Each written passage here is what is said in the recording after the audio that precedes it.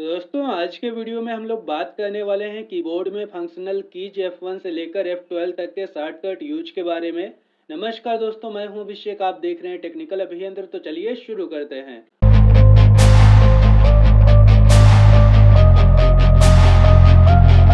दोस्तों अगर आप कंप्यूटर पर स्मार्ट वर्क करना चाहते हैं तो जितने भी इम्पोर्टेंट शॉर्टकट होते हैं उनको आपको सीखना पड़ेगा।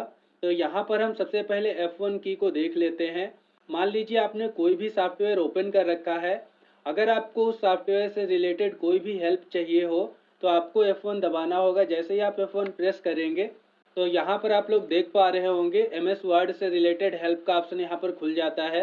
आप यहाँ पर सर्च कर सकते हैं। इसी तरीके से अगर आपने गूगल क्रोम ओपन कर रखा है और यहाँ पर अगर आप F1 प्रेस करेंगे तो जैसे ही आप F1 प्रेस करते हैं तो यहाँ पर एक न्यू पॉपअप विंडो ओपन हो जाती है और यहाँ पर आपको हेल्प का ऑप्शन मिल जाता है। तो F1 का जो बेसिकली यूज किया जाता है वो हेल्प के लिए किया जाता है। इसके बाद हम लोग F2 का यूज देख लेते हैं। मान लीजिए अगर आपको किसी फोल्डर या फाइल का नेम तुरंत चेंज करना है तो आपको सेलेक्ट करना होगा जिस फोल्डर का नेम आप चेंज करना चाहते हैं और आपको F2 बटन को प्रेस करना होगा। जैसे ही आप F2 प्रेस करेंगे तो यहाँ पर आप लोग देख पा रहे होंगे न्यू नेम आप दे सकते हैं इस फोल्डर का, जो भी आप देना चाहें। तो यहाँ पर जैसे हम अभी दे देते हैं, इंटर कर देते हैं, तो ये इसका नेम चेंज हो गया। इसी तरीके से अगर आप किसी फाइल को झट से रिनेम करना चाहते हैं तो आपको पहले फाइल को सेलेक्ट करना होगा, उसके बाद में आपको F2 बटन प्रेस करनी होगी। जैसे ही आप प्रेस करेंगे तो यहाँ पर आप देख पा रहे होंगे, यहाँ पर आप कोई भी नेम दे सकते हैं।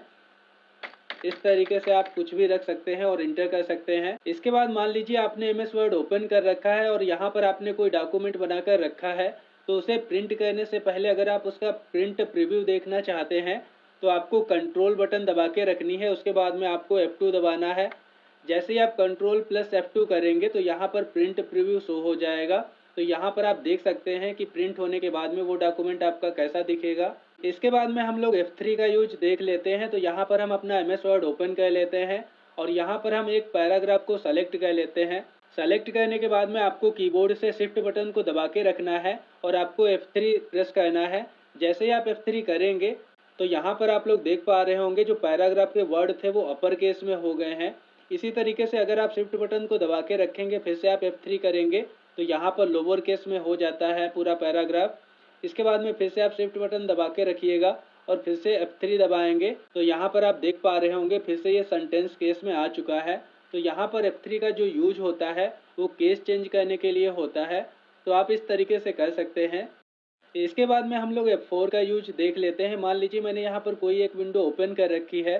अगर आप Alt बटन के साथ में F4 दबाएंगे तो जो आपकी विंडो ओपन थी वो क्लोज हो जाएगी। इसके बाद में अगर आपकी कोई भी विंडो ओपन नहीं है तब अगर आप Alt प्लस F4 करेंगे तो यहाँ पर आपको शट डाउन करने का ऑप्शन मिल जाता है। यहाँ पर आपको ये एरो दिख रहा है, आप इस पर क्लिक करेंगे तो यहाँ पर और भी आपको ऑप्शन मिल जाते हैं। जैसे यहाँ पर स्विच यूजर है, साइन आउट है, स्लीप है, शट डाउन है, रीस्टार्ट है, तो आप यहाँ पर कर सकते हैं। इसके बाद में हम लोग F5 का यूज देख लेते हैं। तो अगर आप अपने कीबोर्ड से F5 प्रेस करेंगे तो यहाँ पर आप देख पा रहे होंगे जो आपकी विंडो है वो रिफ्रेश हो रही है। तो आप मैनुअली रिफ्रेश करते हैं, इससे अच्छा है आप F5 प्रेस करिए और अपनी विंडो को रिफ्रेश कर सकते हैं।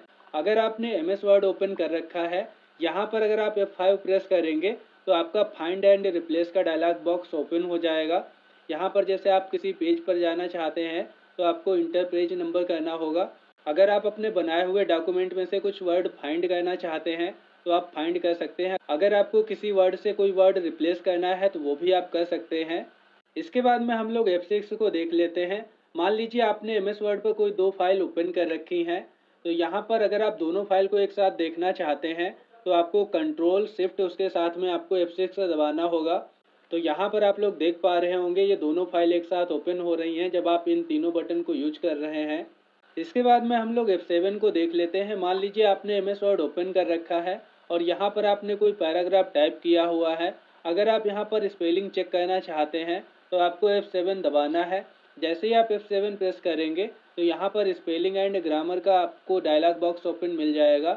तो यहाँ पर आप देख सकते हैं जैसे कैरेक्टर की स्पेलिंग यहाँ पर गलत है, इसलिए यहाँ पर ये रेड शो हो रहा है।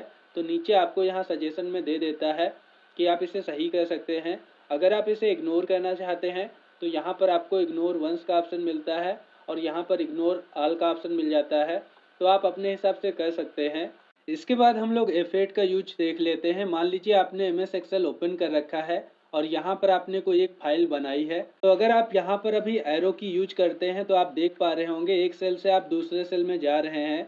इसी तरीके से आप लेफ्ट राइट या अप डाउन जो भी करेंगे तो वो आपका यहाँ पर मूव कर रहा है। लेकिन अगर आप यहाँ पर F8 को दबाते हैं उसके बाद में एरो की को यूज करेंगे तो यहाँ पर आप देख पा रहे होंगे पूरा आपका जो फाइल है वो सेलेक्ट हो रहा है। इस तरीके से जितना आप सेलेक्ट करेंगे उतना सेलेक्ट होता जाएगा। इसके बाद इसी में हम लोग F9 को भी देख लेते हैं। अगर आप लोग यहाँ पर F9 सीधे प्रेस करेंगे तो आपका जो फार्मूला लगता है एक्सेल में वो रिफ्रेश करने के लिए आपको F9 दबाना होता है। तो यहाँ पर अभी हम F9 को प्रेस नहीं कर पाएंगे क्योंकि यहाँ पर अभी स्क्रीन रिकॉर्डिंग चल रही है। अगर F9 प्रेस करेंगे तो स्क्रीन रिकॉर्डिंग बंद हो जाएगी। तो यहाँ पर हम कंट्रोल के साथ में F9 प्रेस करेंगे। तो कंट्रोल के साथ जैसे ही आप F9 प्रेस करेंगे तो आपकी जो एक्सेल की विंडो है वो आपकी मिनिमाइज हो जाती है। इसको आप फिर से यहाँ पर मैक्सिमाइज कर सकते हैं।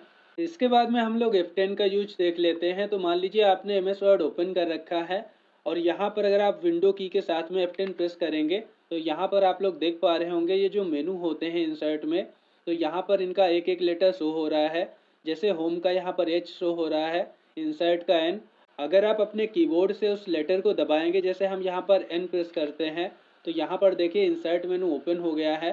तो इस तरीके से यहाँ पर आप F10 का यूज कर सकते हैं।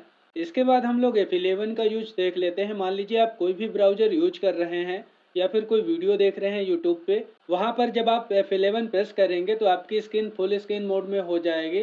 तो यहाँ पर जैसे हम F11 प्रेस कर रहे हैं अभी, तो यहाँ पर नहीं हो रहा है, केवल स्क्रीनशॉट हो रहा है क्योंकि यहाँ पर हम रिकॉर्डिंग कर रहे हैं, इसलिए यहाँ पर ये की काम नहीं कर रही है। लेकिन आप लोग ट्राई करिएगा, आपकी स्क्रीन फुल स्क्रीन हो जाएगी।